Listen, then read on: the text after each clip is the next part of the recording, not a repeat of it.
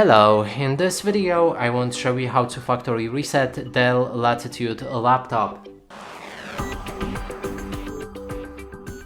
And to do this, first we'll need to open our start and go inside the settings.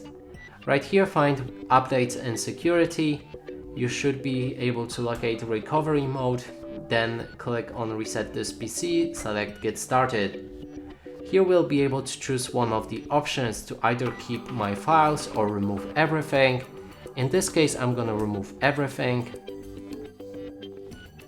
Then we can choose how we will reinstall Windows, and you can either download it through the cloud or perform local reinstall.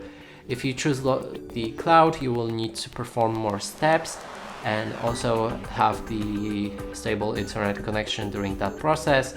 So in this case, I'm gonna go with local reinstall, which is much easier. Now let's click on the next. And now we need to connect the battery power to our laptop to make it work. So I'll be right back with the power.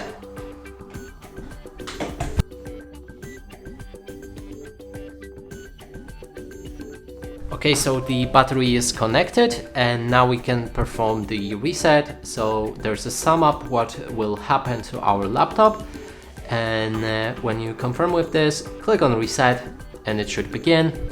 Now I'll be right back with you when the reset is finished. So as you can see, the reset is finished, and here we can begin the first setup. And keep in mind that all previous languages that you have installed, you'll be able to use them during this setup.